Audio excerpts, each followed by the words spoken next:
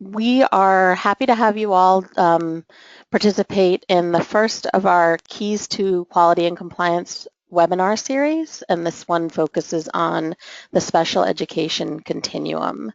I can see from our attendee list that many of you all are doing this work daily and probably have a lot to share, and we would very much appreciate your feedback. We really view this as a way for the co-op to start the conversation, provide a framework in which to discuss the continuum, because we know that schools are at very different places in their development in terms of rolling out a full continuum for students with disabilities. So we welcome feedback. Please feel free to use the question box.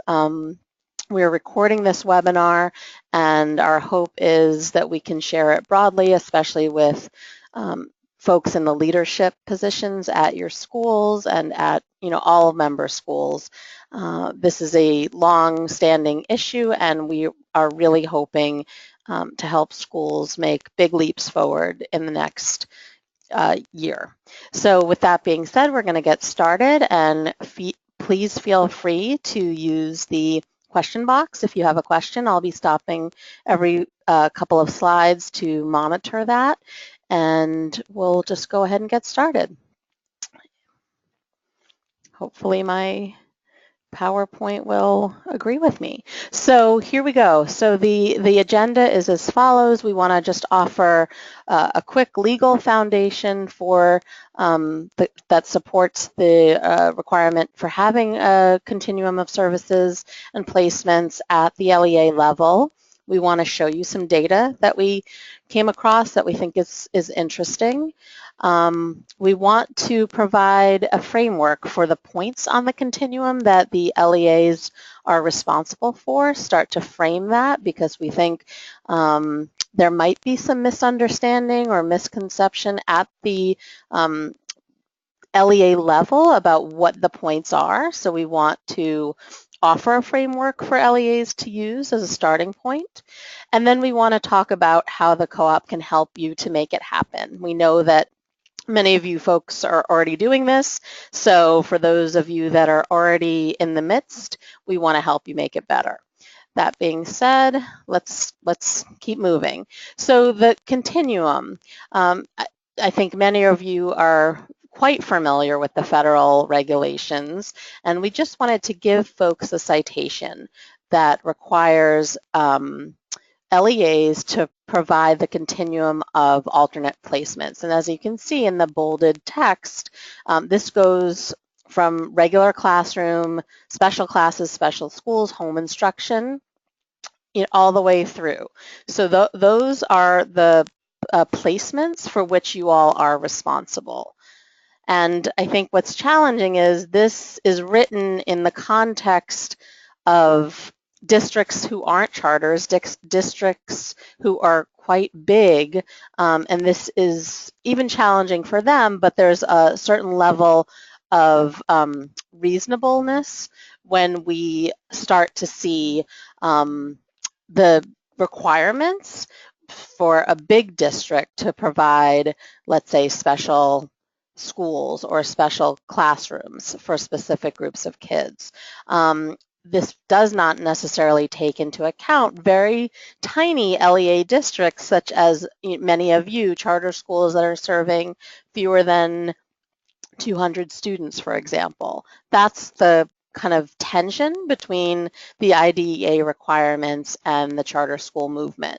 But I really do believe that charter schools are innovators, and we are starting to figure this out, and many of us already have solutions that are really working for kids that are a little bit more flexible than what traditional school districts are doing. So I'm very excited about what folks are already doing, and I'm even more excited to see what the future holds, because if any group of folks can figure this out, I know we can. So I'd also like to just share very quickly OSSI's LRE policy. This mirrors the state federal policy. So it affirms IDEA's mandate to provide a continuum of placements. It expects that we will use supplementary aids and services to meet students' needs and keep them in the least restrictive environment possible and appropriate. And it also is interesting because it offers inclusion expectations, which are not in the federal law per se, but I will just leave this slide up for a moment for you to take a look at, that OSSI does expect that we are providing high quality inclusive services. And I must say that I think charter schools, for the most part, are getting inclusion right and are doing things by virtue of necessity, but also a philosophical push to make sure that kids with disabilities are included as fully as possible. And at the bottom of this slide, you can see the link to this policy if you'd like to take a closer look at it. I will say that this PowerPoint will be available to all of our members, as well as the link to the actual recording. So if you have folks in your building who were not able to make it and you'd like to share with them the recording. Sometimes people like to listen instead of reading through slides. We're going to make that available to all members. The link to it will be in our next newsletter. So keep an eye out for that. So as we move through, we wanted to share some data because we know that the most powerful change happens when we use good data to drive our decision making. And so unfortunately, the data that is available is not real time. But I think there is something to be said for the data that exists currently, and it is worth taking a look at it. We were able to find the disability categories from the 2012 child count data, and I think it's interesting and helpful to see the quote-unquote types of kids that we are serving, and this is citywide data, so of course there's going to be variance between LEAs, but as you can see from the slide, most children, and this is actually a mistake on OSSI's part, the 34%, instead of reading specific language impairment, it should read SLD, or specific learning disability. So that was a small typo on their behalf.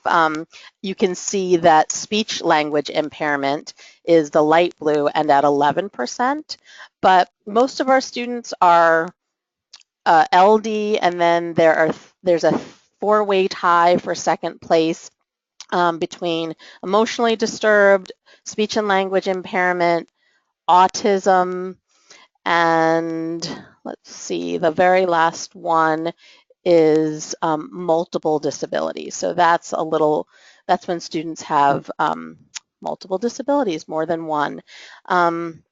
So I think it is important to take this into account as you're trying to figure out your continuum, because in the ideal world, we want to create programs and services that are targeted to individual children and their specific needs, and there often is a very strong correlation between what their disability type is and the very specific needs they have. So when we want to see growth, we can't design catch-all programs for students. We need to have very targeted evidence-based intervention programs that speak to individual needs or disability group needs.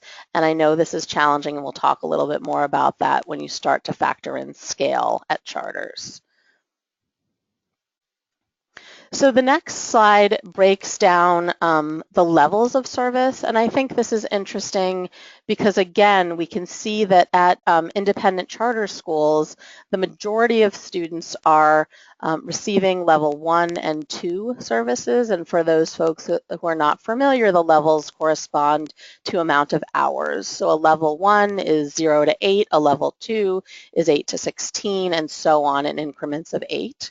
So we can see that most of our students receive between 0 and 16 hours. And what I find interesting and what I'd like to do some more thinking on is I don't think the levels do not have to correspond to environments. I would guess that often they do, but we don't have that data. I have some environment data that I'd like to show you next. But for example, if we're looking at 16% of students in independent charters who have disabilities are level 4, often we will jump to the conclusion that those students are all receiving full-time services out of the general education environment. That is not technically the case, and I think that deserves some more thought because, for example, a student who has level 4 needs could very well be served in a general ed classroom with the right services and supports. That's not to say that that's always appropriate, but it is an option. And I think when we're making these decisions, we need to recognize that we do have the flexibility to make decisions for students that's not mandated at the state level. And what I mean by that is all level 4 students don't have to be served outside of the general ed classroom.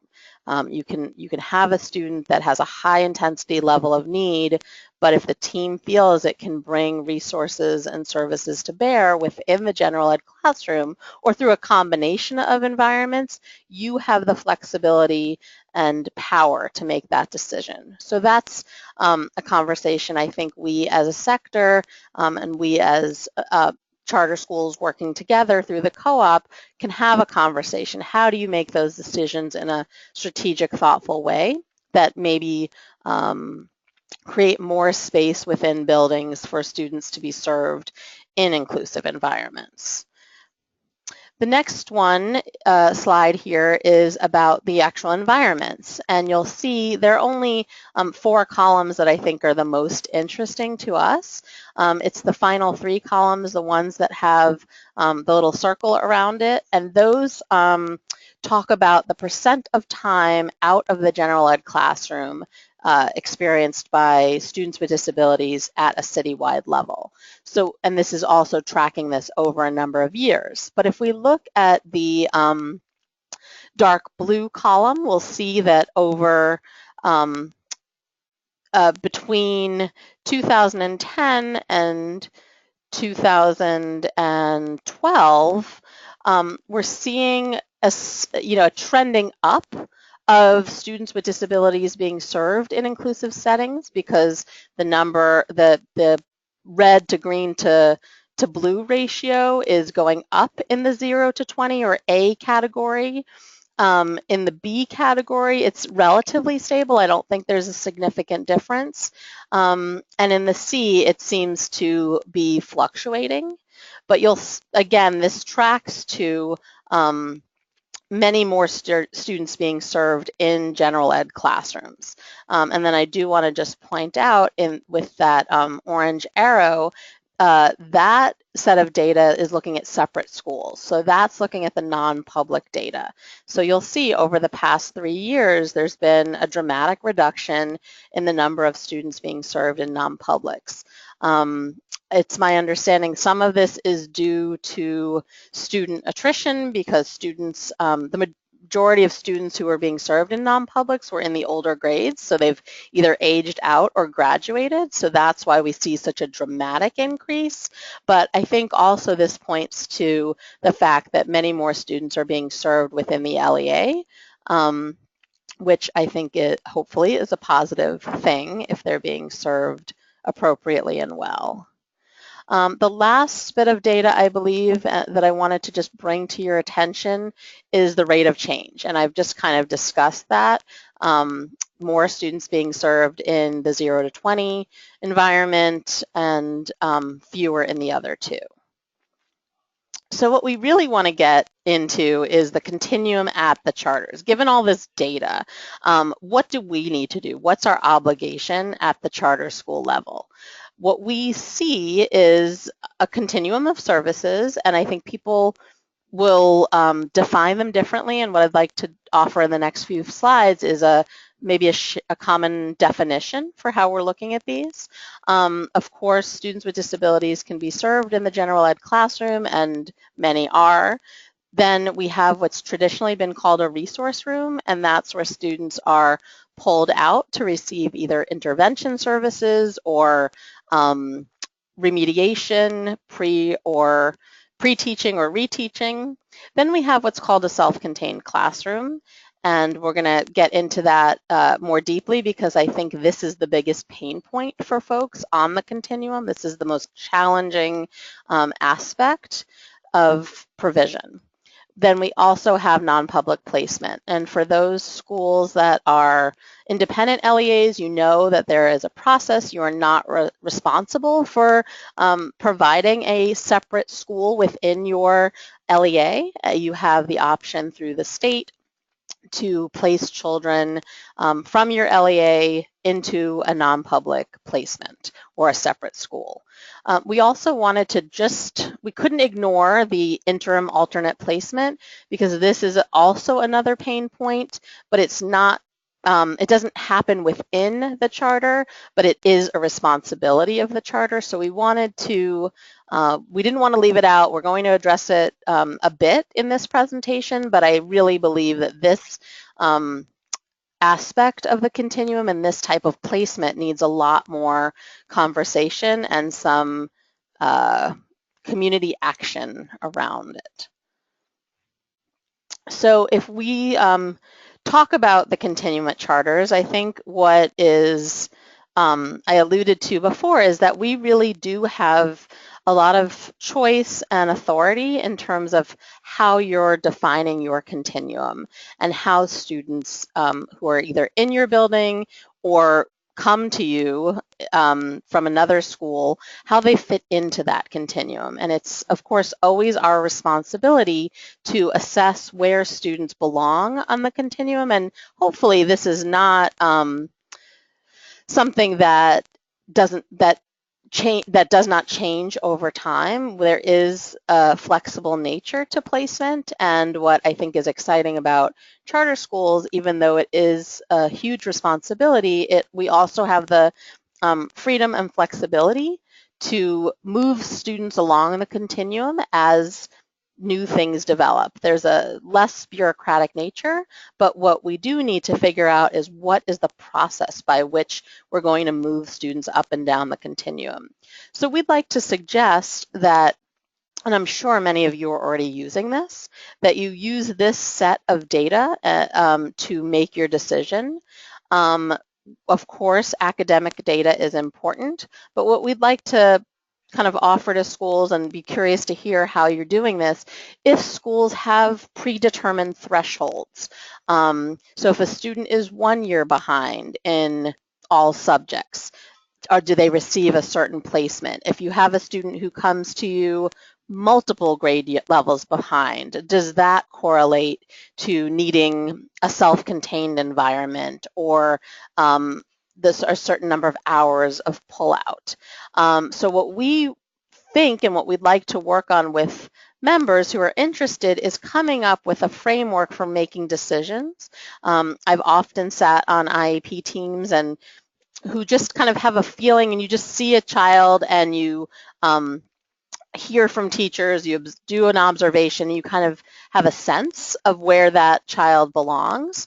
But I think we need to start moving away from that less formal type of placement decision making and have some procedures and policies within our buildings so that as we move on, the procedure is clear to new folks and also clear to students and parents whose input we feel like is an important part of the decision-making process. And we have that as part of the data set in addition to behavioral data. And that could include FBAs, observation data, attendance data, or incident reports. We feel like all of those are important pieces as you're making the decision to move up or down the continuum. Something that we felt was very helpful, and we we did not have time to customize this rubric, but we are planning to do so. But we really felt like in addition to a procedure, it might be helpful to teams to have an actual tool for decision making, so that multiple team members who have varying levels of familiarity with the student could complete the rubric. And then when you have a quote unquote placement meeting, even if you're moving a child within your LEA, let's say from a general ed environment to a self-contained environment or a resource environment, that you're having team members complete this type of rubric where you're looking at student behavior in the classroom, you're looking at their academic data. And I think what is exciting about this is that different schools can customize it, because we know the expectations and models in our charters vary. I think it makes it challenging for students and families, because the expectations at one environment for what it takes to be successful in the general ed environment might be completely different at another charter environment. And that's just the nature of the sector. But I think if we have a common framework for looking at it, we're all looking at the same type of data, even though we have different expectations within it. I think that can be helpful to parents who are shifting children around more often than we'd like. So what we want to do now briefly, let me just do a little time check. What I'd like to do briefly is just offer you the framework for each of the types of environments.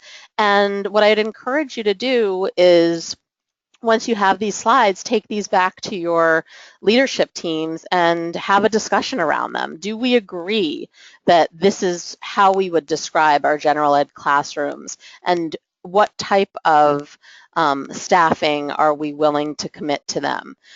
So what we did was pulled our questions that we often get from folks around ratio and content. And so for the general ed classroom, we felt like there were 3 different types of staffing models that we've seen and that are considered appropriate and valid. The push-in model, where a special ed teacher is dropping in on a schedule to support students with disabilities. The co-teaching model, where I'm sure many of you are familiar with this, where special ed and general ed teachers are equal partners. They're planning together for all students. And finally, a consultation model, where the students with disabilities are served primarily through the general ed teacher, but the special ed teacher is consulting on lesson plans and will often provide accommodations around support. When we talk about ratios, and we get this question all the time, there are unfortunately no rules or guidance here in DC, and this is a double-edged sword, because I'm not sure we want OSCE telling us what the ratios are. We do want the flexibility to make it work within our model. As we know, some of our schools already have 2 people in the classroom. And so having a ratio might not consider that. That being said, we offer for consideration a rule of thumb that there's a certain tipping point when you have students with disabilities in the classroom exceeding 25% of the class. That starts not to be a general ed classroom. And we would definitely recommend co-teaching for that kind of environment, although co-teaching, when it's done well, it's awesome regardless the percentage of students with disabilities. But we do feel that that there is a tipping point, and we understand that folks are trying to create scale by maybe scheduling a large number of students with disabilities into a particular class so they can afford a co-teacher or afford push-in services. But that is a slippery slope, because as the number of students with high-level needs are a part of a class, it just changes the makeup of the class, and we see the benefit of inclusion decreasing for everyone if that student disability to general population is too high. As you all know, in the general ed classroom, you're offering the core content, but you're also offering inclusive practices. We know folks are familiar with UDL and PBIS, but we really believe that if they're done well and with fidelity, the delivery of special education services are much, much easier. So we would highly recommend, as you're looking at your general ed placement, to assess the quality of UDL and PBIS that's happening at that level.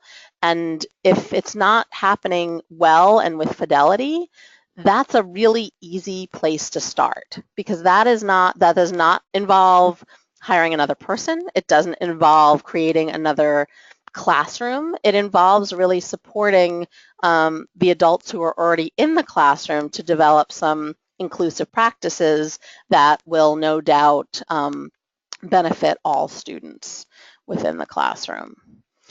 And let's see, very quickly.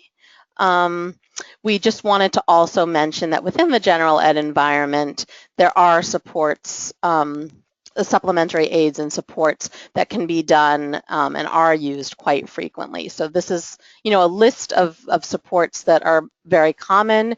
We would welcome you to send us your additions.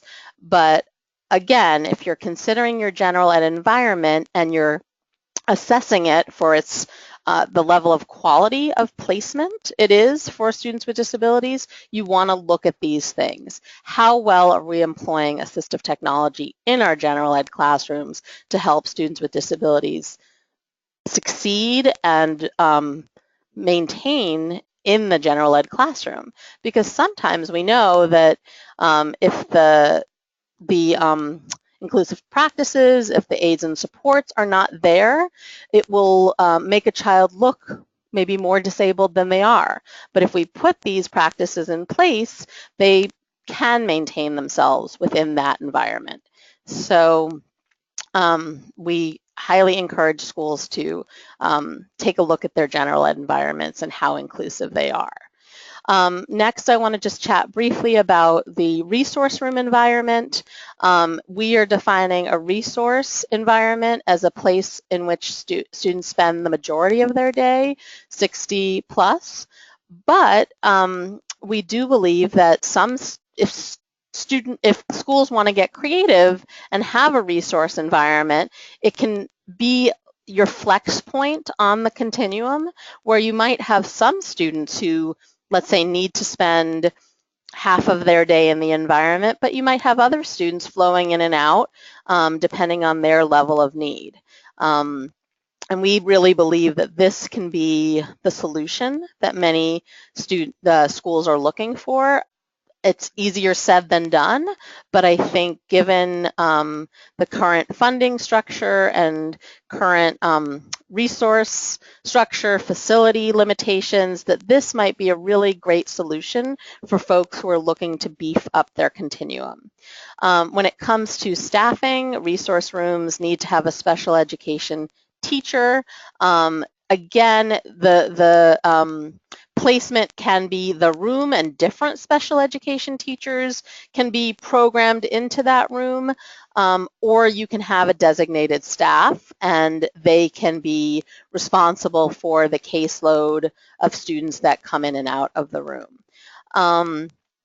Let's see, so when it comes to ratios, we have a couple of examples. If you are doing, it depends on what the activity of the resource room is. Let's say students, you're having all your fifth graders with IEPs who have math support on there coming in at a certain time to either get some pre-teaching or reteaching around a math concept that was introduced that week. So we believe in that kind of environment, you can have up to 12 students in that classroom getting that same specialized instruction.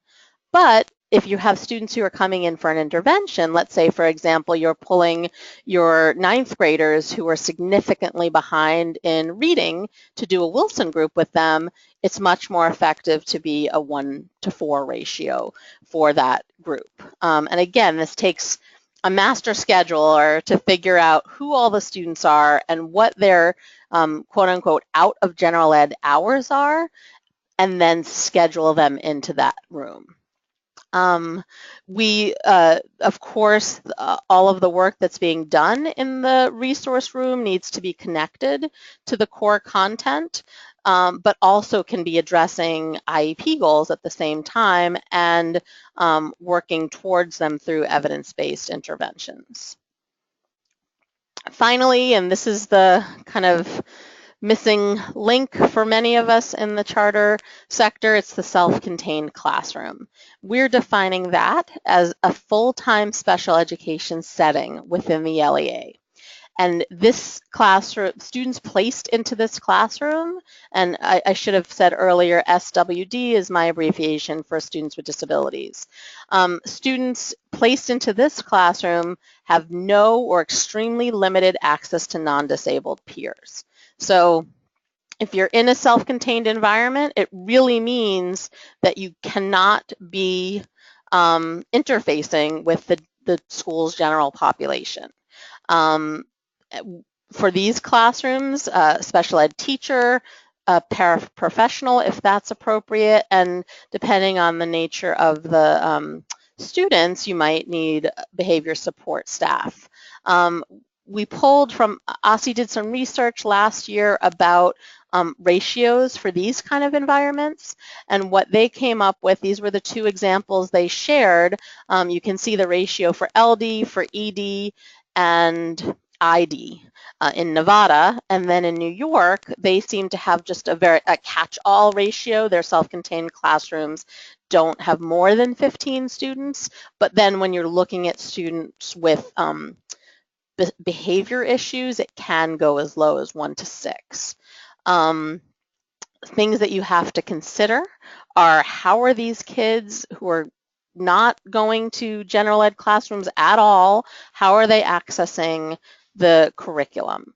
And for students who are older, are they able to stay on a diploma track, or do they need to be moved to a certificate track? That's something that we're working on right now with a couple of our member high schools, and it's nothing that anyone has developed. We're kind of all at the leading edge of this and trying to figure it out, because when we research it, there's really nothing out there in terms of guidance. There's only examples of what different LEAs have done. And then we just also would always want to consider for students who are in this kind of placement, can they access non-disabled peers if it's appropriate? How can we create those opportunities? Because we know that it's something that's valuable for both sets of kids, and having them in the building allows us that greater flexibility for creating opportunities. So the next step on the continuum is non-public placement and or residential, and these are the special schools. And as I mentioned earlier, DC has a mechanism for LEAs placing students out into a non-public, but as you may know, if you have done this placement, the student maintains on your roster, they remain your school's responsibility until they graduate or until the parent decides to choose another placement for the child. So even though this point in the continuum is not physically happening in your building, you still have responsibilities as an LEA, and they're listed here. You need to monitor progress. You need to participate on the IEP team, and sometimes you even need to provide technical assistance to the non-public. The 2 things that we're seeing as challenges for LEAs who are currently in this role is that we're not seeing students transition back from these non-public settings, and that's perfectly fine if that's what the child really needs, but the hope is that sometimes children make enough progress to where they can return to the LEA, and it would be your responsibility to decide what enough progress is and communicate that to the LEA and to the parent and to the child if appropriate, and then monitor to make sure that you're always considering when and if the child is ready. The next piece is because this non-public is acting as a program of your own LEA, you have the right to determine whether or not the placement is appropriate for the child. And so that takes a fair amount of work. You have to be maintain familiarity with the child and their needs. You have to be familiar with the non-public and what it's offering, and then make a determination as to whether or not it's appropriate for the child, and then work with OSSI if you're determining it's not appropriate. So we also wanted to just give a brief mention to these other points on the continuum which do not happen within your LEA but are a responsibility of your LEA. So if you have a child who has chronic illness or a disabling condition that prevents them from attending school, you as the LEA need to provide FAPE for the students. So again, there's no clearer guidance than this. It's up to your IEP team to determine what constitutes FAPE and how you're going to provide it. So it could be that you hire a tutor. It could be that you provide visiting instruction through some of your own staff members and related service providers. It's somewhat wide open, but it is a responsibility that needs to be accounted for in terms of resource management. The second one is something that I'm quite interested in. We see often schools who are needing alternate placements for students who are either on long-term suspensions or expelled. And in this case, just as in the previous, you do need to provide FAPE to this child and special education services. It's the expulsion case is a little challenging. Often you will have to provide FAPE until the child is enrolled at another LEA. We know that's very, very challenging, but that is the requirement. So what I want to do right now is just share or acknowledge that there are a lot of challenges in terms of implementing this continuum at schools.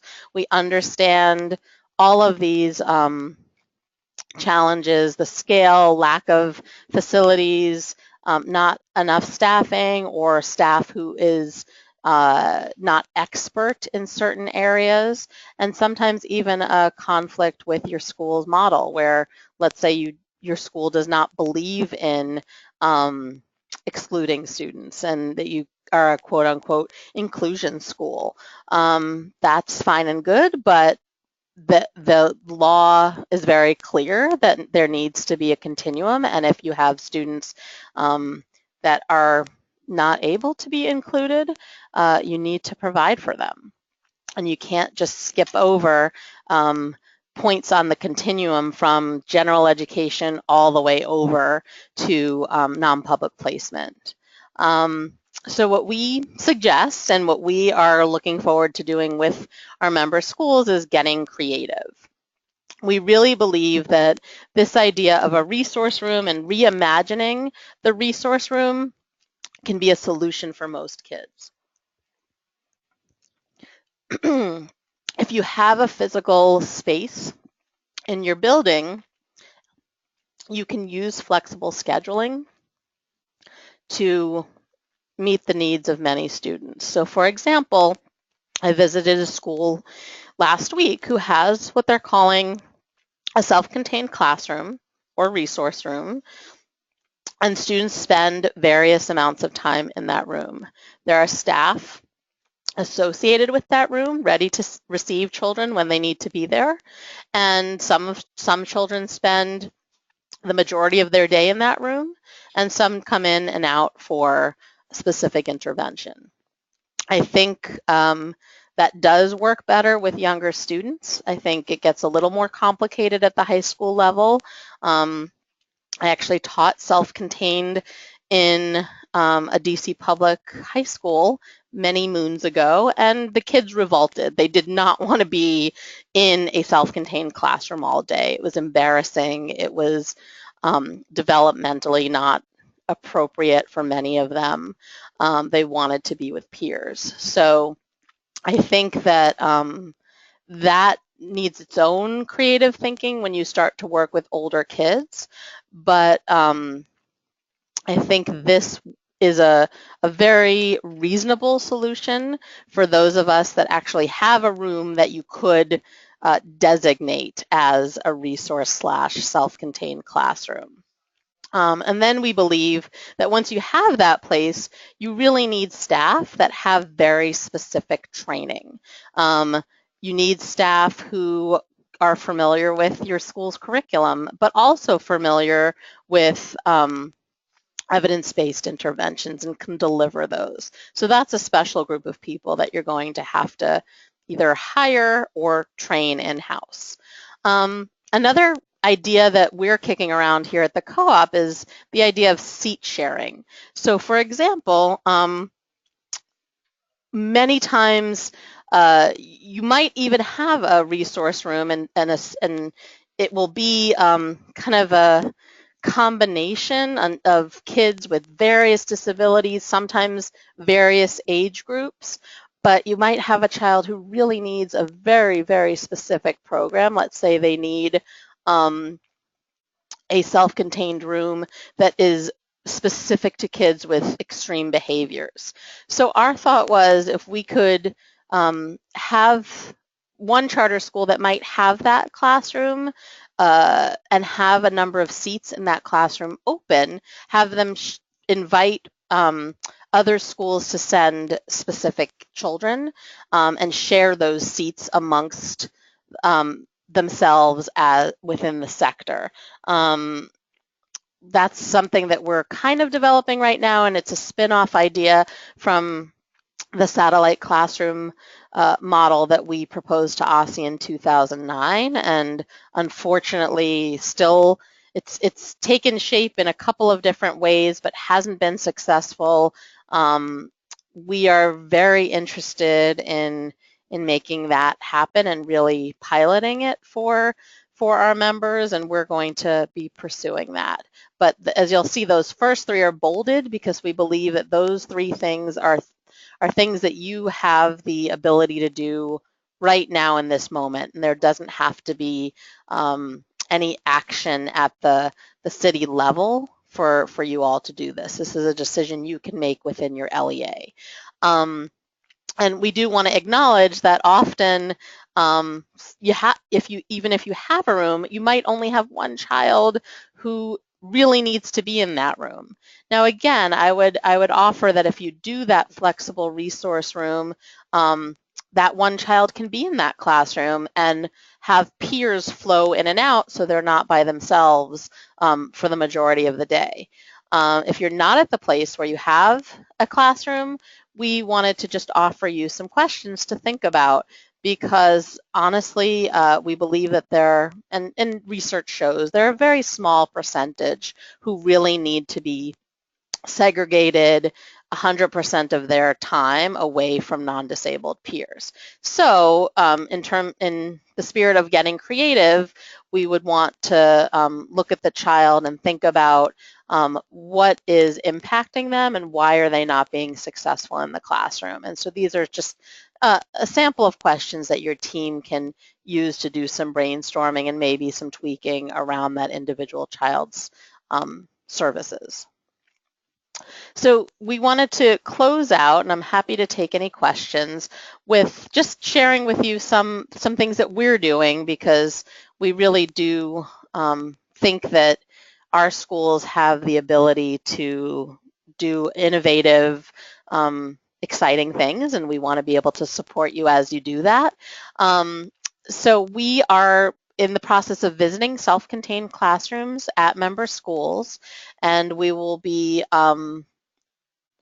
writing up our visits and offering a set of recommendations to member schools, and the intention is to have that published in the spring, early spring, after which we'll convene a panel. So we'll bring some of the folks that have functioning self-contained classrooms to meet with schools interested in either developing or bettering their current classrooms. And then we're going to, after the panel, have an opportunity for folks who want to go visit and take a look at these functioning classrooms to do that. So we'll be coordinating that hopefully this spring.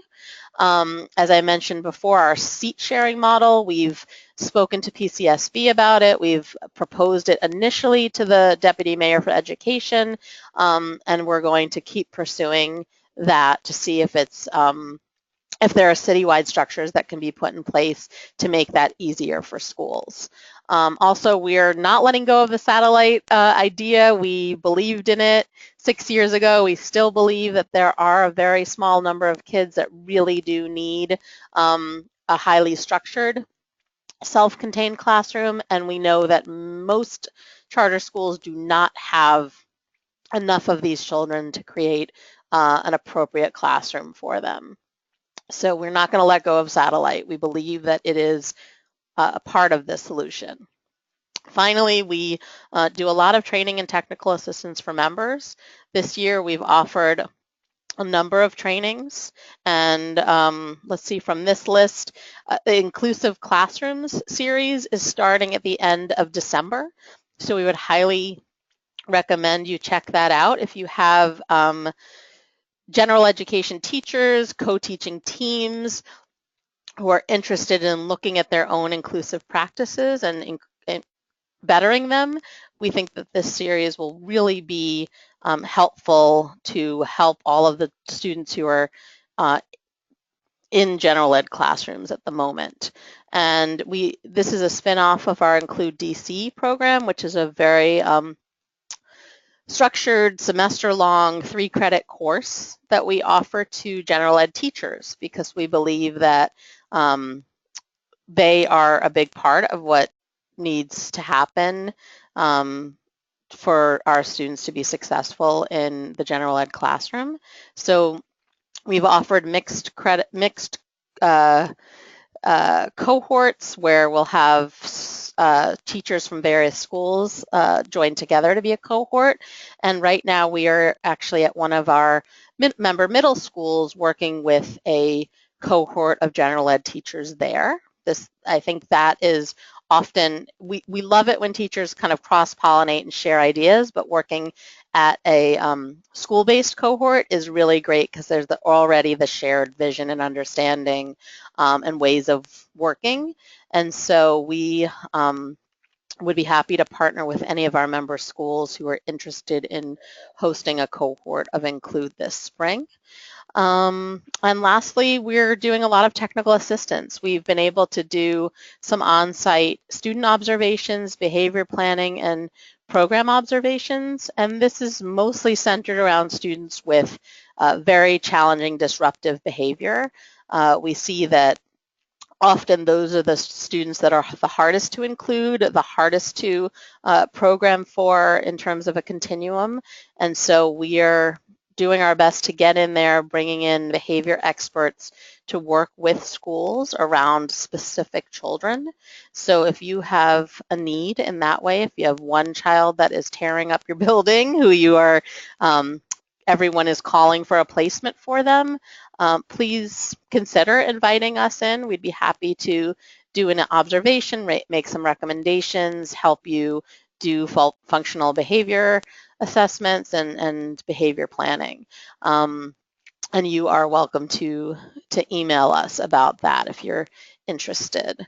That being said, I believe that is the very last slide. So I've done a lot of talking and I did not stop for questions like I promised, and I apologize for that, but we are at the end of the webinar, so I am happy to stay on for the next 10 minutes. If folks have any questions, please use the question box and I'd be happy to answer them. Thank you so much for joining me today, and I look forward to continuing this conversation.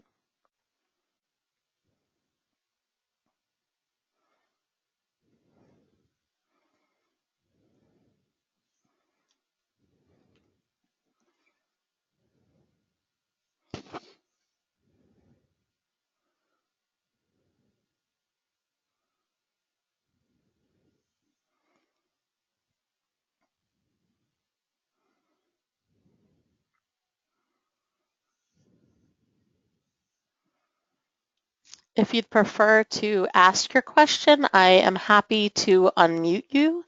Just use the raise my hand icon and I will unmute you.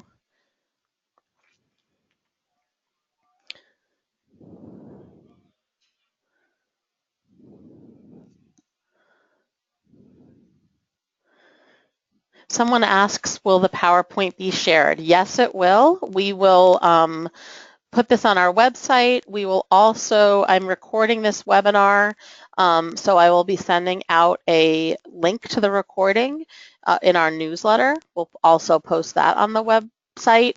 And I do hope that you, if this was helpful to you, please share it with folks at your LEA. If your LEA is interested in doing more of a deep dive on this and would like to invite the co-op to be part of that conversation on site, we're happy to do that. So please just reach out to me via email and we can set that up. But we will share this PowerPoint out.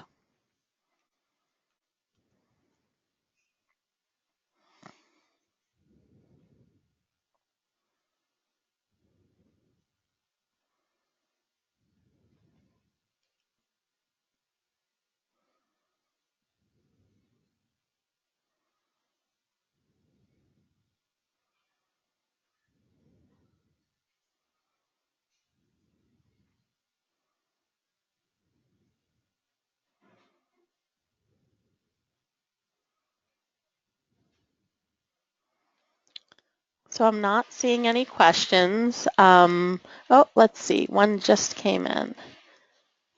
Someone asks, how would you go about scheduling an observation for students who are having extreme difficulties operating in the building? I would say, please email me directly. I will share my email with you all right now. We have a very, what we think is easy process. We have an online form that you would complete that gives us some understanding of what the behavior is, when it's happening, what data is currently available, and then we will reach out to the school to set up the observation. The expert will come, do an hour-long observation, will allot another hour to either interview staff members or sit and review data, and then we will generate an observation report that will go out to your school. And then we can kind of have the conversation about ongoing needs, whether it's wanting to have the person back in to do an FBA, to help revise a BIP or a behavior plan. It's relatively flexible because it has to be, because each case is different.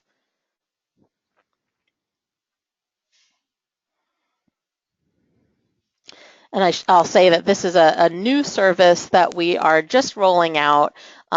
It's really our belief that what schools need, in addition to this kind of long-term deep thought planning, is rapid response help when children are out of control and staff are just at the end of their ideas about how to make changes. We believe that having someone with expertise and a fresh set of eyes, it can help schools rethink what they're doing, make decisions about how to make changes within the building, or sometimes validate the need for another setting. So we're excited to be partnering with schools on that front.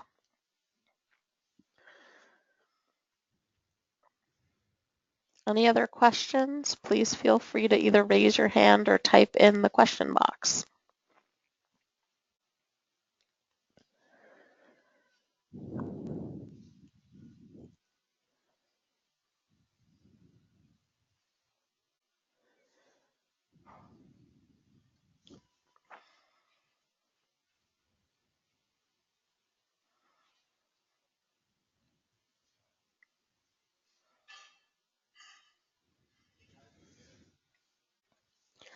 Well, it looks like there are no more questions, but do feel free to reach out to me via email if anything comes up in the meantime.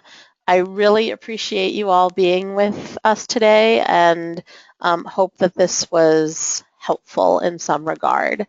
Thanks so much and have a great rest of the day.